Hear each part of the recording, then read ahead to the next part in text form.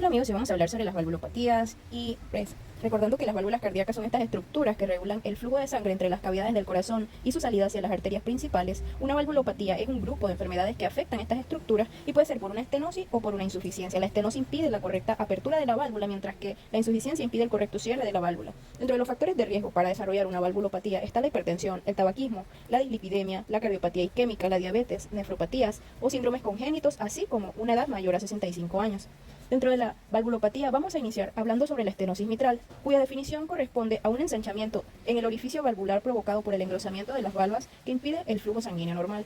Dentro de las etiologías tenemos la fiebre reumática, el corazón triauricular, la calcificación del anillo mitral, la arteritis reumatoidea, la endocarditis infecciosa. Dentro de las valvulopatías mitrales, la estenosis mitral se puede dar de acuerdo a su anatomía por valvas engrosadas por tejido fibroso o depósitos calcificados, o fusión de las comisuras mitrales, o cuando las cuerdas tendinosas se acortan y se fusionan. La valvulopatía mitral, en especial la estenosis mitral, su fisiopatología es que en los pacientes sanos hay un área de 4 a 6 centímetros cuadrados, mientras que en la estenosis mitral moderada está menos de 2 centímetros cuadrados. Hay un aumento en la presión auriculoventricular. En la estenosis mitral grave hay un área menor a 1 centímetro cuadrado. Esto produce una presión auricular izquierda de 25 milímetros de mercurio.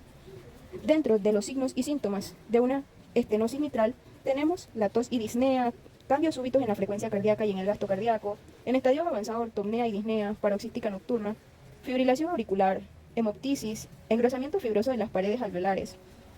Y en el examen físico, en la inspección y palpación de una estenosis mitral, vamos a ver que se puede palpar el choque de punta del ventrículo derecho sobre el reborde external.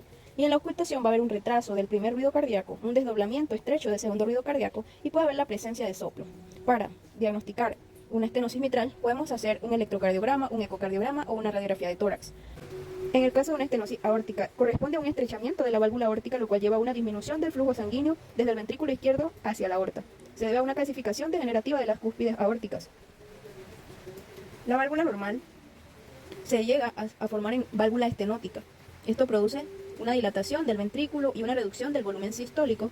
Entonces, la obstrucción o estenosis puede ser una hipertrofia concéntrica que permita un gasto cardíaco adecuado.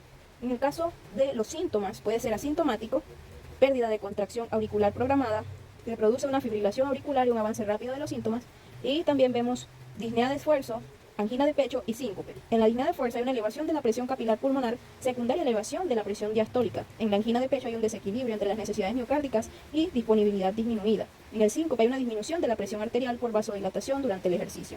En el examen físico vamos a observar la fibrilación auricular puede indicar la posibilidad de valvulopatía mitral asociada. El pulso periférico débil y lento debido a la disminución del volumen sistólico, y en la ocultación va a haber un desdoblamiento paradójico del S2 debido a la prolongación de la sístole ventricular, en donde el cierre de la válvula aórtica aparece después del cierre de la pulmonar.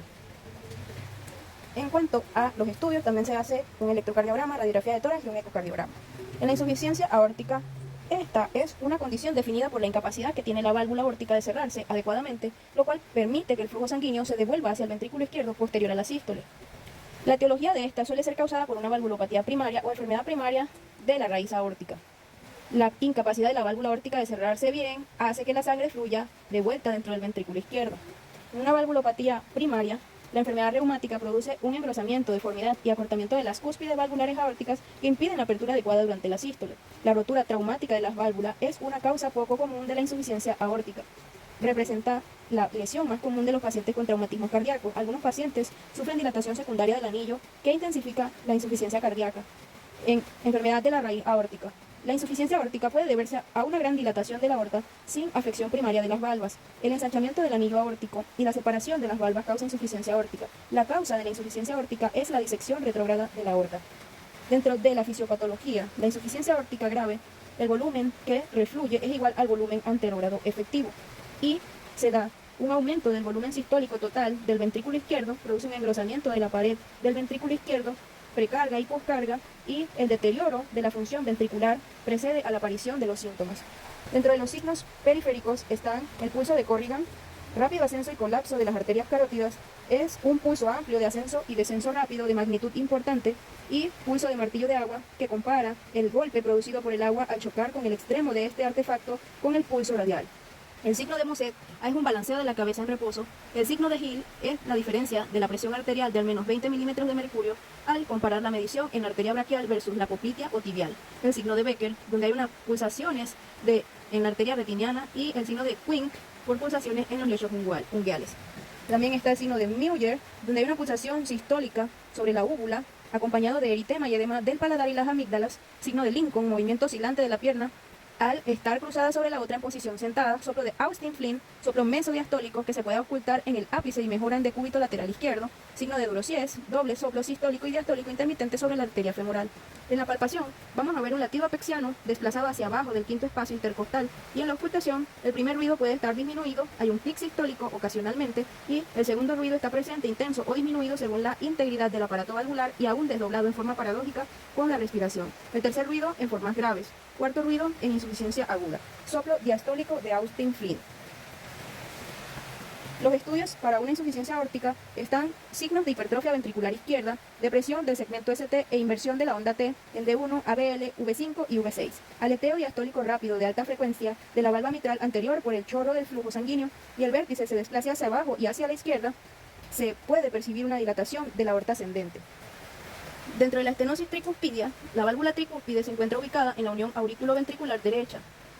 La válvula tricúspide tiene 3 valvas, cuerdas tendinosas, músculos papilares y anillos fibrosos. En la estenosis tricuspidia vemos un estrechamiento del orificio tricuspidio que obstruye el flujo sanguíneo procedente de la aurícula derecha hacia el ventrículo derecho. Generalmente acompaña a estenosis mitral. Dentro de las etiologías está la fiebre reumática, puede ser congénita, mixomatosa por el síndrome de Marfan, infecciosa por síndromes carcinoides, traumas, hipertensión pulmonar, insuficiencia ventricular izquierda, isquemia o infarto. Dentro de la fisiopatología tenemos que la válvula tricúspide con estenosis no permite el vaciamiento adecuado de la aurícula derecha, lo que genera un llenado del ventrículo inadecuado.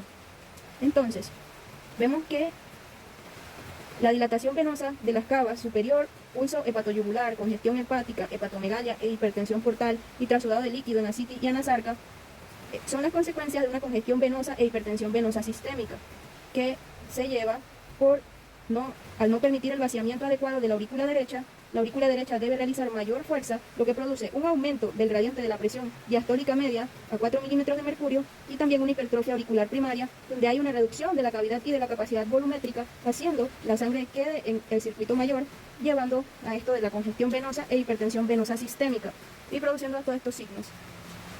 Dentro del cuadro clínico de una persona que porte con la valvulopatía tricuspidia, tenemos una congestión pulmonar y fatiga.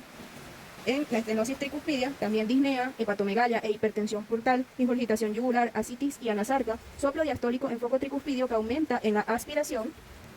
Y en el estudio, pues se puede diagnosticar por EKG presencia de onda P picuda en D2 y V1 en los rayos X, una estenosis tricuspidia más estenosis mitral que produce un aumento de la aurícula derecha y vena cava superior, pero no la pulmonar.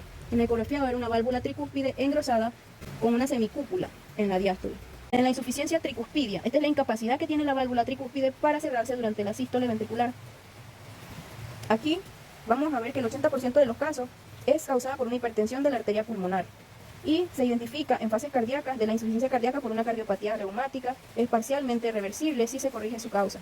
Dentro de las causas tenemos tumores carcinoides, lupus eritematoso sistémico, síndrome de Marfan, endocarditis, dilatación del anillo tricuspidio y, bueno, fiebre reumática.